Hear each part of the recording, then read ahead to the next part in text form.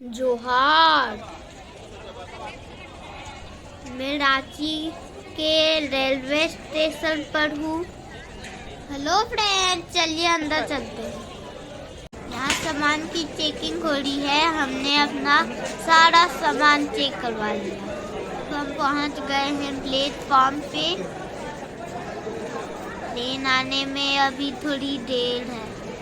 मैं पहली बार ट्रेन से सफ़र कर रहा था, इसलिए मुझे लग रहा था कि ट्रेन जल्दी आ जाए, लेकिन ट्रेन तो अपने टाइम से ही आती है ना। मुझे ट्रेन आ गई और मैं उसमें बैठ भी गया। मुझे बहुत मज़ा आ रहा था। मुझे विंडो से बाहर देखने में बहुत अच्छा लगता है, इसलिए मैंने मम्मी पापा से कहा था कि मुझे विंडो सीट ही चाहिए। देखिए, हमारी ट्रेन चल पड़ी। मुझे बाहर सब कुछ देखना बहुत अच्छा लग रहा था और सब तरफ सरसों के खेत दिखाई दे रहे थे। पीले पीले फूल बहुत अच्छे लग रहे थे देखने में। ये अब हम पहुंच गए नई दिल्ली। हमारी मथुरा की ट्रेन भी आ गई। पहली बार ट्रेन को नजदीक से आते हुए देखा। ओह माय गॉड, ये ट्रेन कितनी बड़ी है। ट्रेन रुकी तो हम सब ट्रेन में बैठ गए। चल पड़े मथुरा की। वाह, ये ट्रेन कितनी तेज चल रही है। हमें मथुरा पहुंचने में शाम हो गई। मैं ट्रेन में बैठे बैठे बहुत थक गया था, इसलिए मैं सोच रहा था कि जल्दी से होटल पहुंच जाऊं और जल्दी से जाके सो जाऊं। मेरा इंतजार खत्म हुआ और हम लोग मथुरा पहुंच गए। मथुरा पहुंचने के बाद हम सब डायरेक्ट ऑटो लेकर होटल चले गए। होटल इनोवा इन, जो कि स्टेशन के बगल में ही है, और इसकी बुकिंग हमने ऑनलाइन पहले से ही कर रखी थी, इसीलिए हमें होटल खोजने के लिए इधर उधर भाग दौड़ नहीं करनी पड़ी। और रूम भी हमारा पहले से ही हमें मिल चुका था, हमारे नाम से बुक था, इसलिए हम सीधे अपने रूम में चले गए। होटल का रूम अच्छा था, अच्छी सुविधाएं थी। एक अपने घर का जैसे बेडरूम होता है उस तरह से सभी कुछ था होटल में। होटल का अपना रेस्टोरेंट भी है जिसका नाम है स्वाद, और सच में हमने जो खाना ऑर्डर किया रात में वो बहुत ही स्वादिष्ट था। जैसा रेस्टोरेंट का नाम वैसा ही वहाँ का खाना भी बहुत ही स्वादिष्ट था। दूसरे दिन सबसे पहले हम लोग गोकुल देखने गए। ये है गोकुल का द्वार और ये है गोकुल के रास्ते, जहाँ पर कि भगवान कृष्ण ग्वाल बालों के साथ खेला कूदा करते थे और अपनी बाल लीलाएं करते थे। ये है गोकुल का प्रवेश द्वार। हम अंदर चलते हैं। अंदर जाते ही सबसे पहले बाईं ओर एक सरोवर मिलता है। गोकुल की यात्रा यहीं से शुरू होती है और यहीं पर आकर खत्म होती है। ये वही सरोवर है जहां भगवान श्री कृष्ण के छठी के कपड़े धुले थे। आज भी गोकुल की महिलाएं जब अपने बच्चे की छठी करती हैं तो छठी के कपड़े इसी सरोवर में धोती हैं, और यहाँ पर लोग मन्नत के लिए कपड़े भी बांधते हैं और मन्नत पूरा होने पर फिर से वापस आते हैं। कहा जाता है कि विवाहित दंपति बच्चे के लिए यहाँ पर मन्नत करके जाते हैं और पूरा होने पर वो वापस फिर यहाँ आते हैं अपनी मन्नत पूरी करने के लिए। अब हम चलते हैं यशोदा जी के घर की ओर, भगवान कृष्ण के घर में। यहाँ ये है गोकुल का द्वार। प्रवेश करते ही सबसे पहले परिक्रमा स्थल है एक, जहाँ लोग अपने मन में कुछ इच्छा रखकर परिक्रमा करते हैं। फिर है कृष्ण जी की छठी का स्थान, जहाँ दीवारों पर जिस तरह से कोहबर के समय में, शादी के समय में कुछ चित्र बनाकर और गोबर वगैरह से स्वास्तिक वगैरह बनाकर छठी मनाई जाती है, वो स्थल। उसके बाद का कमरा है जहाँ पे झूला है कृष्ण जी का, और वहाँ पे खड़े होके नहीं चलते, अगर एक बार बैठ गए तो बैठ के ही घुटने के बल ही चला जाता है। उसके बाद है राधा कृष्ण की मूर्ति, जहाँ खड़ाऊ है तो उनके पैर छूते हैं। फिर वहाँ से आगे बढ़ते हैं तो जो पूतना राक्षसनी भगवान कृष्ण को दूध पिलाने आई थी और भगवान कृष्ण ने उसका वध किया था, वो कमरा है। इस तरह से कृष्ण भगवान से संबंधित जो भी घटनाएं हुई हैं, उससे संबंधित जो भी कमरे हैं, वो आपको यहाँ पर देखने को मिल जाते हैं। ये वो जगह है जहाँ कृष्ण जी मटका फोड़ के भाग जाया करते थे।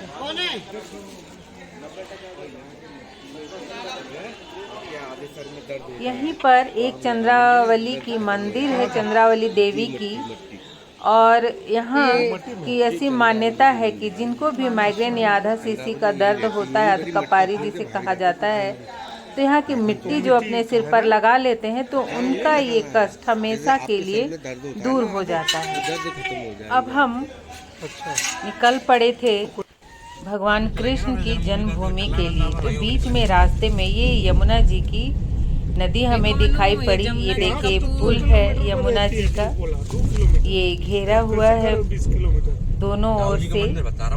पहले यहाँ पर बहुत दुर्घटनाएं हो जाया करती थी, कुछ लोग छलांग लगा दिया करते थे, इसलिए इसे अब घेर दिया गया है। जा रहे हैं जमुना जी। हम वहाँ पर गाड़ी रोककर अंदर चले गए। छोटा सा गार्डन जैसा है बना हुआ, और वहीं से सीढ़ी है नीचे तक जाने के लिए, यमुना जी तक जाने के लिए।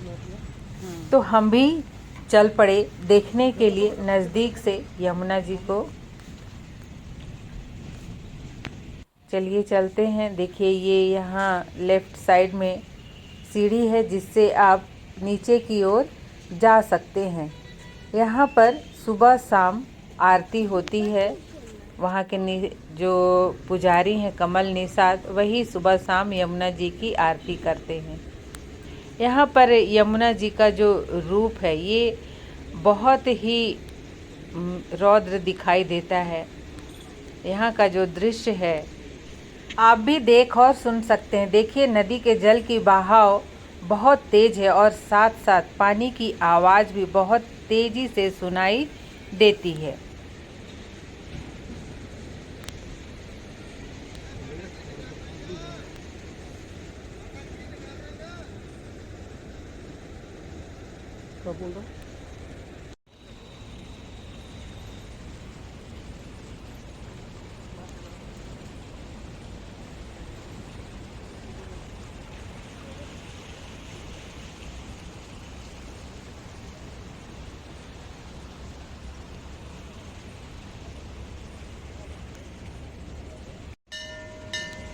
अच्छा, थोड़ी देर जमुना जी के किनारे समय बिताने के पश्चात हम चल पड़े रमन रेती। रमन रेती बहुत ही प्रसिद्ध जगह है। वहाँ पर रमन रेती के सामने मृग विहार भी है, जहाँ पर कोई भी व्यक्ति जाकर जो वहाँ मृग हैं उनका झुंड है, उनको अनाज खिला सकता है। थोड़ी देर 5 मिनट का समय लगभग हमने वहाँ व्यतीत किया। उसके बाद ठीक उसके सामने ही स्थित रमन रेती में हमने प्रवेश किया। रमन रेती में जो यंग युवा हैं वो सन्यासी के रूप में, बहुत सारे सन्यासी वहाँ रहते हैं और ये बहुत बड़ी एरिया में ये जगह स्थापित है। यहाँ पर राधा कृष्ण जी का मंदिर भी है और यहाँ एक ऐसा स्थल भी है जहाँ पर भगवान कृष्ण ग्वाल बालों के साथ खेलते थे जब वो गाय चराने आते थे, और पास में ही एक सरोवर भी है जहाँ वो खेलने के बाद स्नान करते थे। चलिए अंदर चलकर देखते हैं। यहाँ का दृश्य भी बहुत ही मनोरम है, बहुत ही साफ सफाई है यहाँ।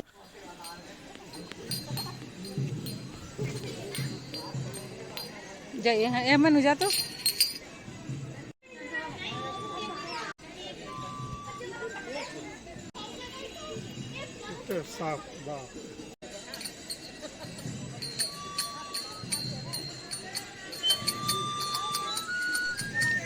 सुंदर सुंदर पेड़ पौधे लगे हुए हैं और यहाँ जो भी इमारतें हैं, बिल्डिंग है, वो भी बहुत ही सुव्यवस्थित साफ सुथरे हैं।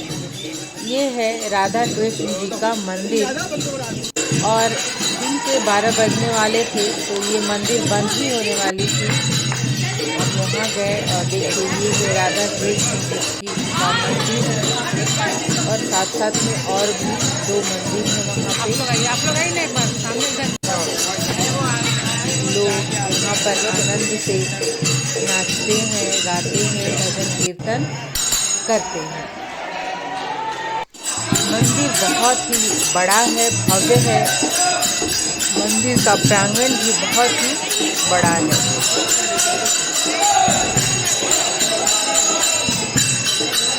अब हम चलते हैं मंदिर से बाहर की ओर।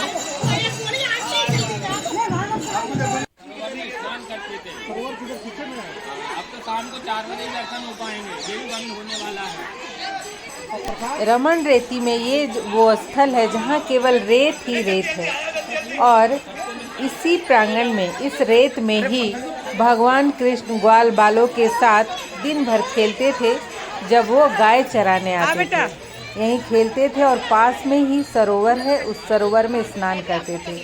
यहाँ का रेत ऐसा है कि अगर आप इसे पूरे बदन में लगा भी ले तो ये कपड़ों पर नहीं लगता और जैसे ही आप खड़ा होके इसे झाड़ दीजिएगा तो रेत पूरी तरह से झड़कर गिर जाएगा। लोग यहाँ रेत को पूरे बदन में लपेट रहे थे, रेत पर लौट रहे थे और आनंद ले रहे थे।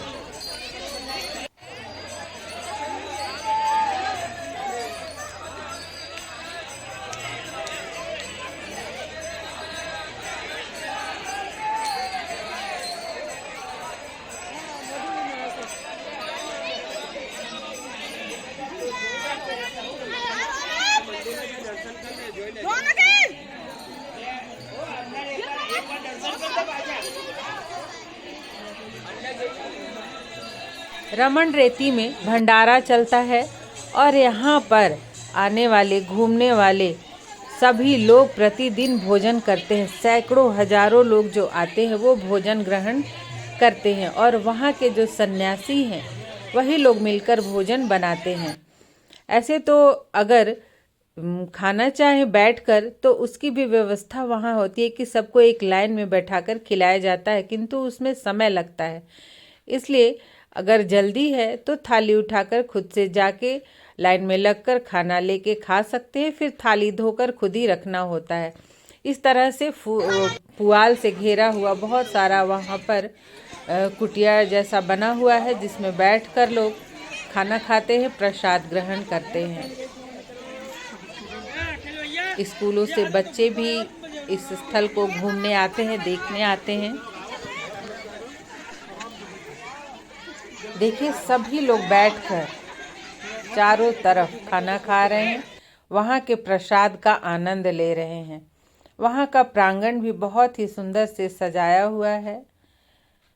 जब भी आप मथुरा आएं तो गोकुल के इस स्थान पर अवश्य ही आएं, बहुत ही रमणीक स्थान है ये। आज यहीं तक, मिलते हैं नेक्स्ट वीडियो में।